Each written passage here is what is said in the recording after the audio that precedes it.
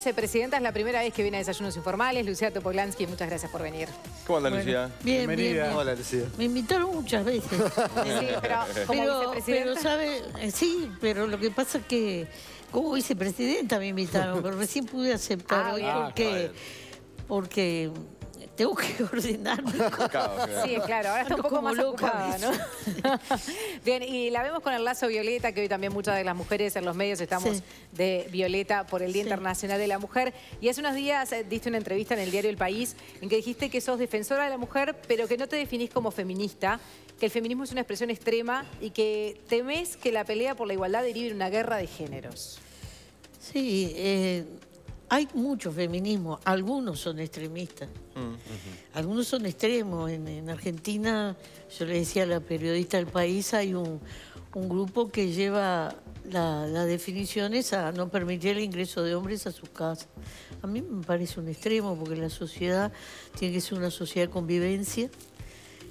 Y no sé si esa prédica cala tan extrema. Claro. Es decir, porque se dice, bueno... A mí después de esa entrevista, tirios y troyanos, de todo. Opinar del tema es complicado, pero yo, es lo que pienso, yo fui sincera en esa entrevista. Entonces, yo creo que lo que yo tengo muchas veces cuando planteo eso son dudas, se lo dije. Yo tengo la duda que una muchacha muy joven, de 16, 17 años, que se enamora... Siempre se me viene a la cabeza la canción de Estramín, de los adolescentes, que es hermosa. Sí. Se vea frenada, se vea condicionada en disfrutar la vida. Por este discurso con un discurso de temores. Claro, va a estar asustada de su novio, preocupada. Eso no. Ahora, ¿cómo se evita la violencia en el noviazgo? Porque ese es uno de los problemas. Acá el rol de la familia es crucial.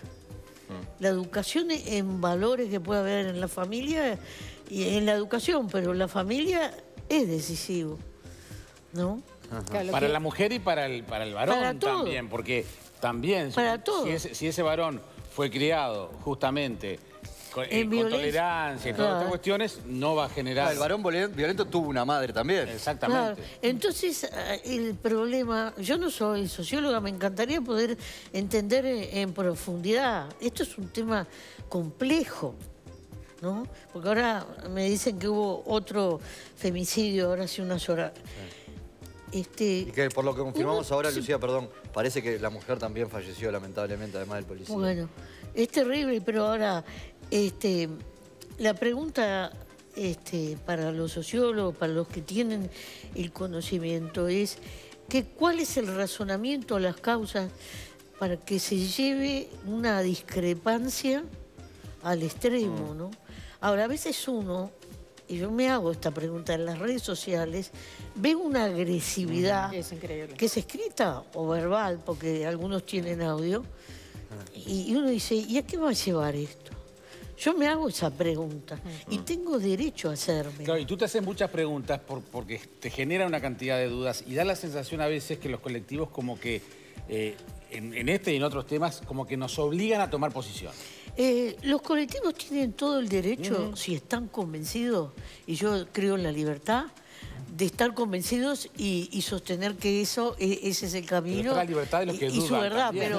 pero la tolerancia se la pido en la diversidad. Claro.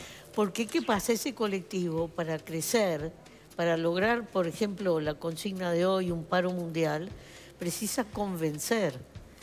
Y se va a encontrar con gente como yo, que tiene esas dudas, pero con otra gente que también le dirá otras cosas. Ahora, la convivencia y la igualdad también va para los dos lados. Sacando a los hombres de la sociedad, no hay mucha...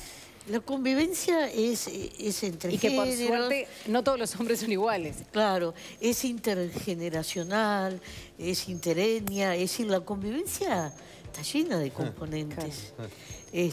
Porque... ¿Y cómo es en la política? ¿Sentiste discriminación por ser mujer? Yo se lo dije también a la periodista. Para mí la mayor discriminación es que no tengas un título universitario. Parece que vos no podés opinar de una ley si no sos abogado. Pero yo opino. ¿Eso igual hacen la diferencia porque sos mujer y no tenés título? Si fueras hombre sería distinto. Pasa lo mismo. Pasa lo mismo. Es decir, es como Porque en el Parlamento, en la lógica parlamentaria, cada uno cita al jurista que está con su posición. Jiménez de Arecha, Gaeto, ¿no?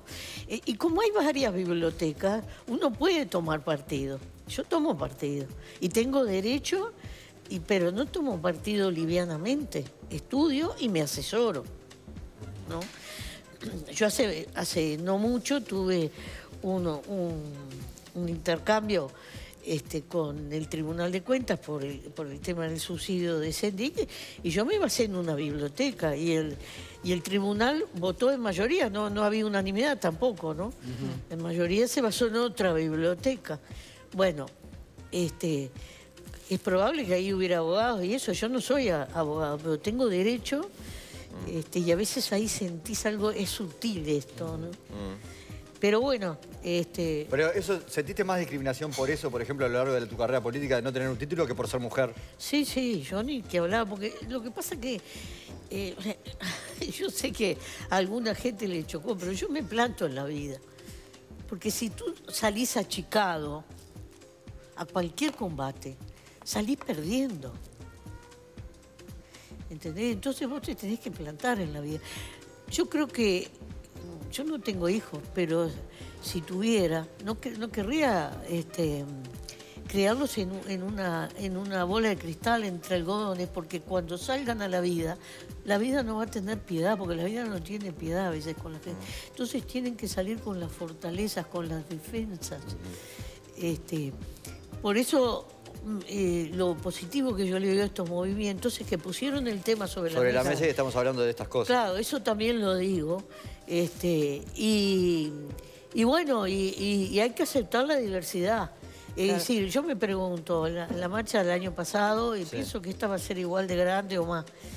Todos los que estábamos ahí, ¿pensábamos exactamente lo mismo? ¿Era la misma postura? No, seguro que no. No, seguro que no. Yo vi carteles hasta contradictorios, te diría. Sí, es verdad. Entonces, eso lo único que yo pido y lo único que me preocupó, no me molestó porque yo tengo el cuero duro, me preocupó de los comentarios los que trasuntaban intolerancia. Porque esa intolerancia es la que después lleva... ¿Y cuántos te habrán comentado además la entrevista sin leer la entrevista y solo por el título? Bueno. ¿Para qué leer? Escuchaba a alguien en una radio que decía, después de la primera frase, ya no leí más porque si no soy feminista como que no se puede opinar. Claro. Bueno, entonces está. Pero ¿por qué vamos. ¿Por qué crees que no te registran los movimientos siendo la primera vez que hay una mujer vicepresidenta? Porque tengo esa actitud más franca, más menos corporativa. La periodista tituló bien, a contracorriente puso. Porque capaz por eso, por estar a contracorriente, por decir algunas cosas. Ahora, yo tengo 72 años. Pertenezco a una generación y a una circunstancia. Es mi referencia. Yo no pretendo que nadie actúe ni piense como yo, no pretendo. Pero se te tiene que entender que perteneces a un momento histórico que es diferente al de hoy.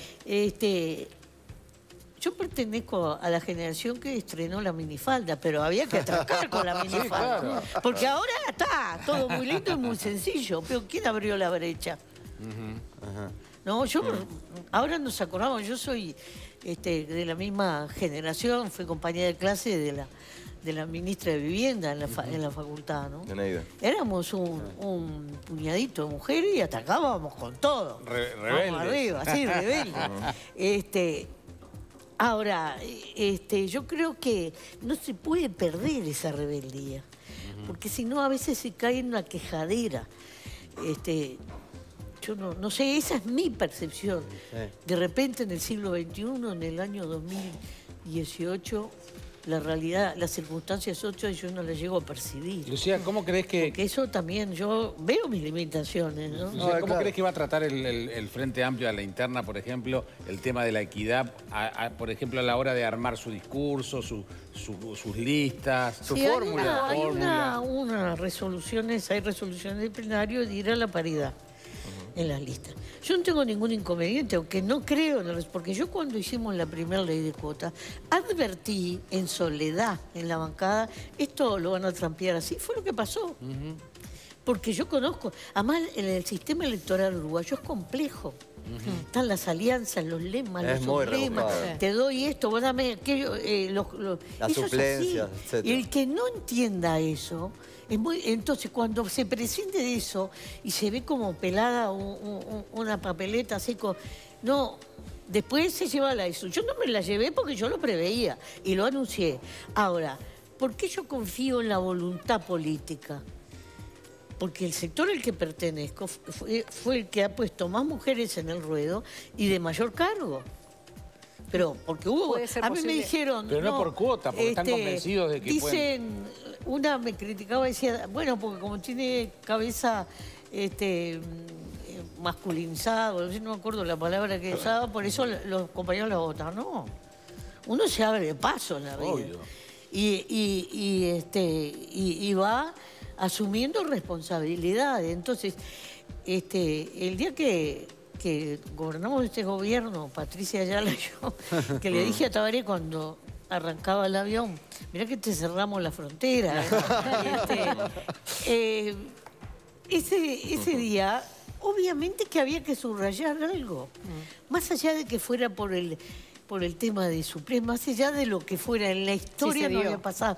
Amén que la fórmula, diríamos, tenía otras componentes, como que Patti es de Artigas, la primera mujer de Artigas que llega, aunque sea por suplencia, a la vicepresidenta de la República.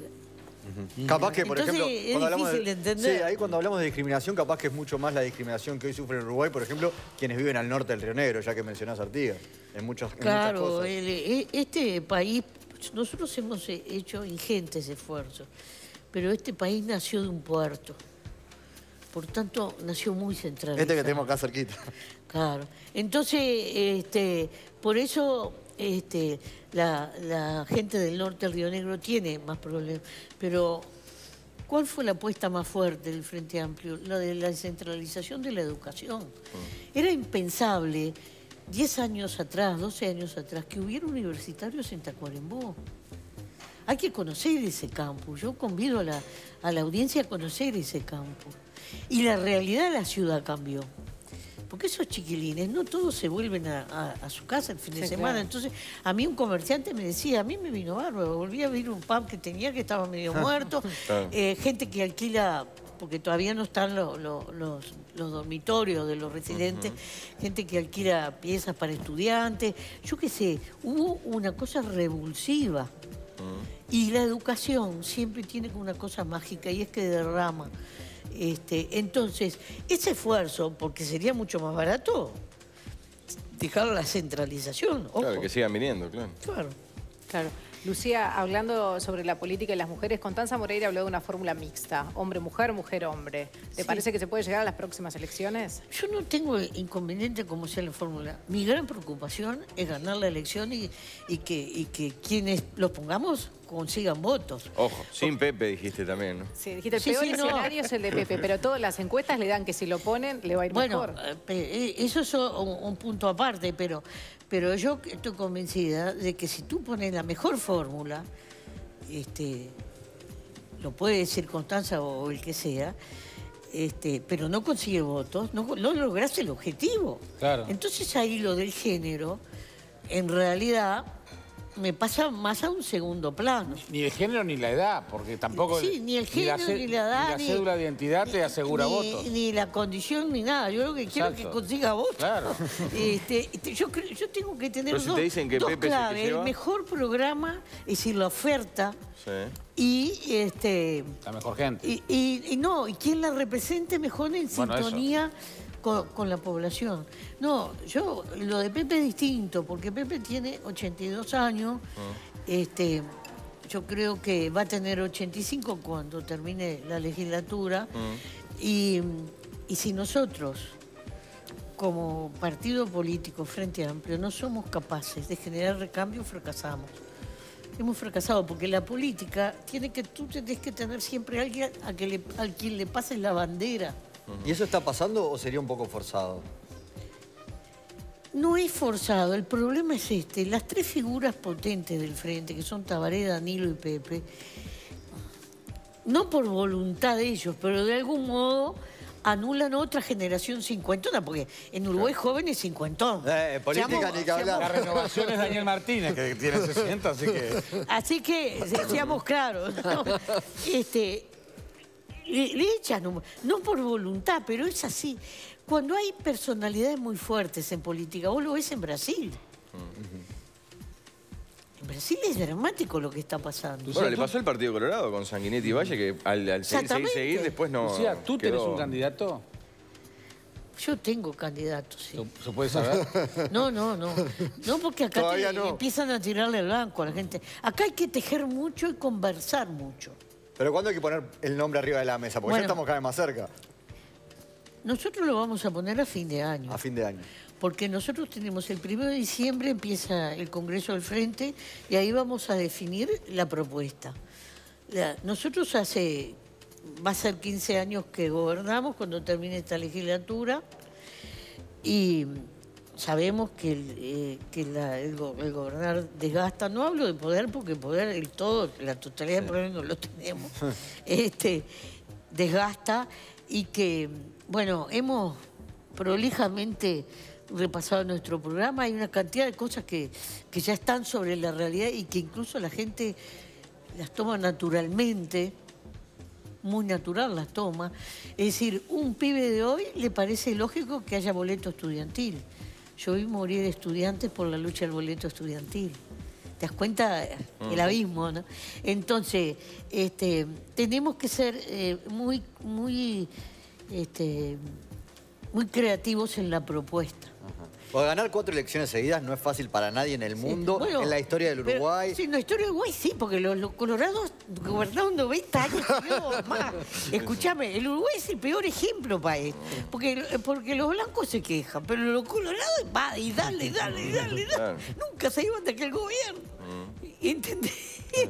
Salvo esos 2 puchitos cuando en el 58 claro, y después en el 89. Sí, ganaron los blancos y después siguió Colorado todo. Y después ganaron en el periodo de la calle, ya no volvieron, es siempre Colorado. Es decir, en realidad el que tendría que estar más ofendido es el Partido Colorado, porque los que realmente lo desplazamos a los colorados fuimos nosotros. Claro. Los blancos con años de oposición no lograron con contundencia desplazarlo. ¿Y ha cambiado, hablando de la oposición, su vínculo desde el lugar que ocupa ahora? ¿Tener que articular más con la oposición? Yo siempre articulé desde que puse un pie en el Parlamento. Porque yo vengo de una concepción de frente grande, de algo en el que hay momentos en la historia de un país que los acuerdos serán de 5 o 6 puntos para que la base del acuerdo sea más ancha. Eso fue el concepto de la salida de la dictadura, ¿no? ¿Por qué fue posible el obelisco? Porque en la tribuna del obelisco, si bien yo no lo vi porque estaba presa, había sentado gente muy encontrada, pero sin embargo, ¿por qué fue posible? Había un objetivo común. Un objetivo común fuerte, que era sacar a los... Por un Uruguay democrático era lo que decía la pancarta. Sacar a los militares. Entonces, ese objetivo valía la pena, esa alianza. Sí. Y vaya que sirvió. Y sirvió. Se habrá servido, ¿no?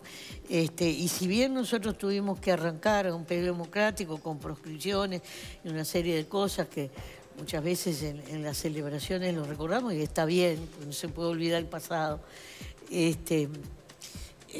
nacimos así, de ese modo. Entonces, ahora nosotros pusimos un proyecto sobre la mesa que ha avanzado desde nuestro punto de vista y que lo queremos seguir consolidando. Entonces precisamos el mejor programa y después precisamos quién lo represente. La gente precisa tenerle confianza.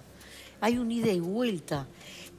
Las confianzas no se transfieren. Ese es uno de los problemas que tenemos los políticos. Y con todo esto que ha pasado se puede parar Pepe al lado del que fuera, que esos numeritos de la encuesta no se los transfiere automáticamente. Perdón, hay casos muy cercanos que lo demuestran. De hecho, Pepe y tú habían elegido a Sendik un poco como un dirigente de mucho futuro, y mira cómo terminaron las cosas. Sí, eso... la vida tiene todos esos avatares. Además, nosotros somos 2. en una... Mi organización es una... la 609 es una organización realmente democrática. Yo he perdido mil votaciones en mi... Bueno, con el apoyo de Pepe, también. la última intendencia que muchos decían, no, con el apoyo de Pepe gana Lucía y sin embargo Daniel Martínez impuso. Mira, yo con la perspectiva del tiempo te digo, yo fui a esa elección porque yo soy una mujer de partido. Y yo he votado cosas a veces con las que no pasan por los principios, porque los principios son... te caben en los dedos de la mano, las cosas realmente. Sí, sí. No puedes etiquetar de principio todo. Yo no fui por disciplina partidaria, entonces se nota. Claro. La gente el se da ciudadano cuenta. Nota que vos no... Las ganas. Que, no estás convencida del todo, claro. Las ganas, ¿viste? Claro, Daniel venía con las ganas aguantadas de la otra, lo que pasa. ¿Entendés? Pero además es muy interesante analizar esa elección, porque habíamos dos mujeres bien distintas, porque Virginia era mucho más joven que yo, médica, una mujer que trabajaba en policlínica, para una cuestión de la intendencia muy interesante, su perfil. Yo era completamente distinta. Sin embargo, obviamente, con el mismo programa, los tres, lo que éramos distintos eran los énfasis y cómo aterrizar ese programa en la realidad, ¿verdad? Y la gente, y yo lo respeto, la decisión de la gente decidió, no, bueno, para aterrizar el programa prefiero este. Y está bien. Y yo no lo puedo tildar de género. Solo que quiero que las feministas que me dicen que si no hay oferta femenina no salen mujeres, me lo expliquen, este fenómeno. ¿Entendés? Sí. Y no lo digo... Bueno, capaz que hoy en la marcha te lo pueden explicar. Lucía Topolansky, muchísimas gracias. Gracias por venir. Gracias, Lucía, por venir. Gracias. Un minuto pasa de las